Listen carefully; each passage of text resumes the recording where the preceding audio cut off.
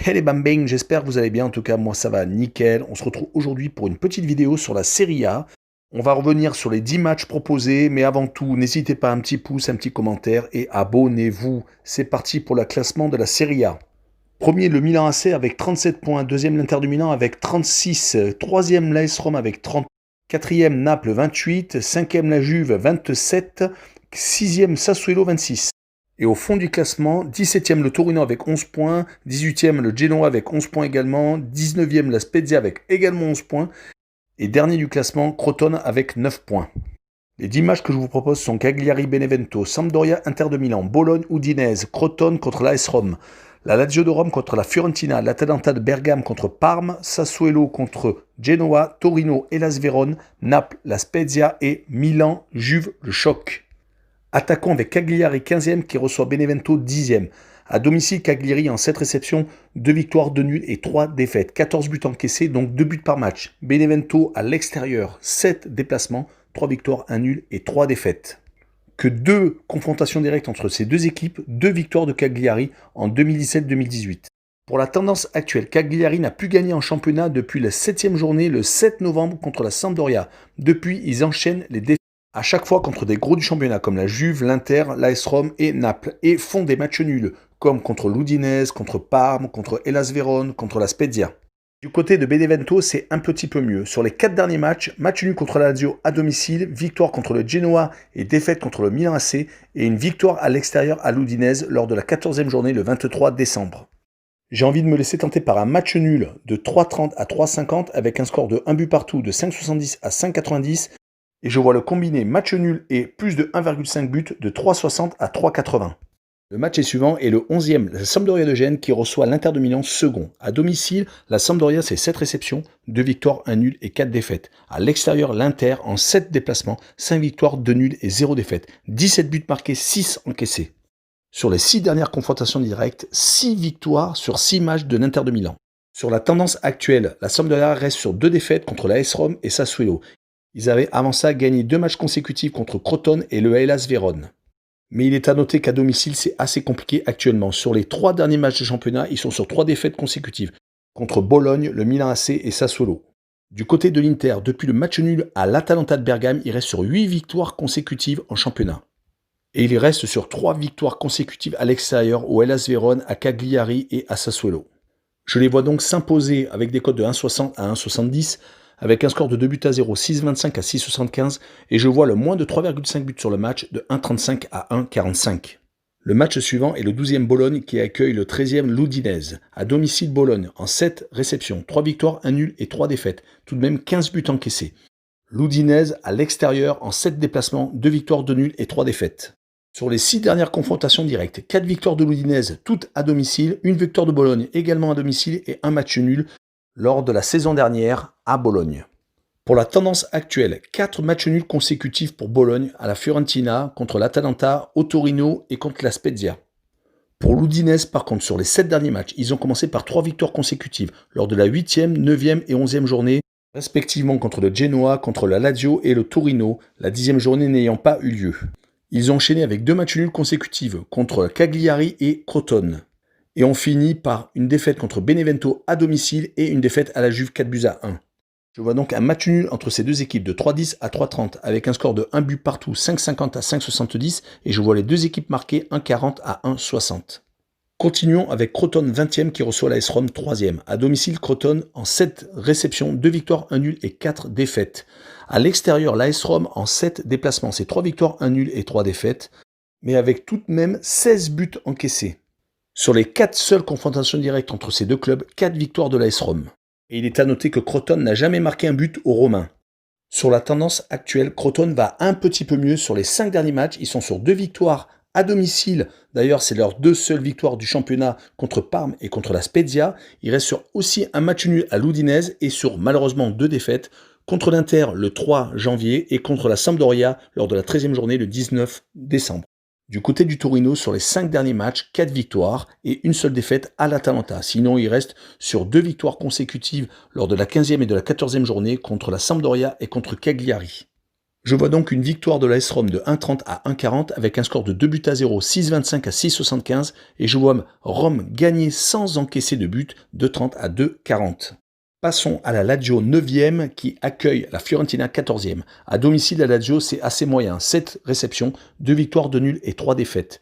Et 12 buts encaissés en 7 matchs. Donc la Fiorentina, en 7 déplacements, c'est une seule petite victoire, 2 nuls et 4 défaites. Sur les 6 dernières confrontations directes entre les deux équipes, 5 victoires de la Lazio, dont 3 sur 3 à domicile, et une victoire et un nul à la Fiorentina. Sur la tendance actuelle, la Lazio, c'est actuellement un peu au ralenti. À part la victoire contre Naples lors de la 13e journée, il reste tout de même sur 2 matchs nuls contre Benevento et la Lazio, et 2 défaites contre le Milan AC et le Hellas Vérone. La Fiorentina, c'est guère mieux sur les 6 derniers matchs. 4 matchs nuls contre Bologne, le Hellas Vérone, Sassuolo et le Genoa, une victoire à la Juve dans le match qui sentait la poudre, 3 buts à 0, et une défaite, 3 buts à 0 également sur le même score à l'Atalanta.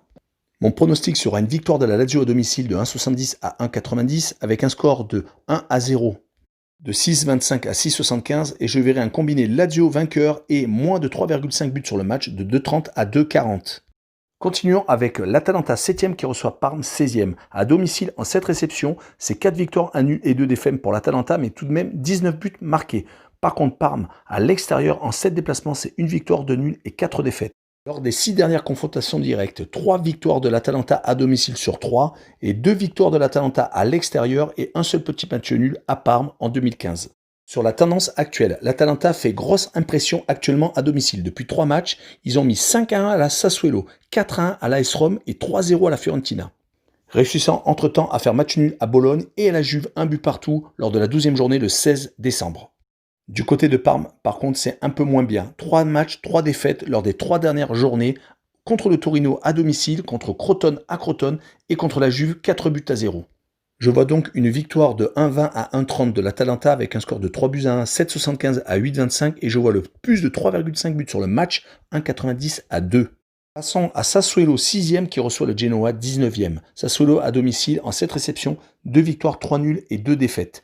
À l'extérieur, Genoa en 7 déplacements, 1 victoire, 3 nuls et 3 défaites. Et tout de même 12 buts encaissés. Sur les 6 dernières confrontations directes, 2 victoires du Genoa, 2 victoires de Sassuolo et 2 matchs nuls. Très équilibrés. Mais sur les 2 dernières réceptions de Sassuolo, le Genoa a pris une fois 5-0 et une fois 5-3. Sur la tendance actuelle, Sassuolo, sur les 5 derniers matchs, c'est 2 victoires, 2 défaites contre l'Atalanta et le Milan AC et un match nul à la Fiorentina. Pour le Genoa, sur les 6 derniers matchs, 3 matchs nuls contre le Milan, la Fiorentina et la Lazio, 2 défaites contre la Juventus et contre Benevento et une victoire à la Spezia lors de la 14e journée le 23 décembre. Mais je vois tout de même une victoire de Sassuolo de 1,70 à 1,80 avec un score de 2 buts à 0, 7,75, 8,25 et je vois Sassuolo marquer plus de 1,5 buts de 1,65 à 1,75. Passons au Torino 17e qui reçoit le Hellas Vérone 8e. À domicile, Torino, ils n'ont pas encore gagné. 7 réceptions, 0 victoire, 3 nuls et 4 défaites et 17 buts encaissés. Le Hellas Vérone à l'extérieur, c'est pas mal. 7 déplacements, 3 victoires, 3 nuls et une seule petite défaite avec une défense n'ayant encaissé que 6 buts. Sur les 6 dernières confrontations directes, 5 matchs nuls et une victoire du Hellas Vérone à Vérone.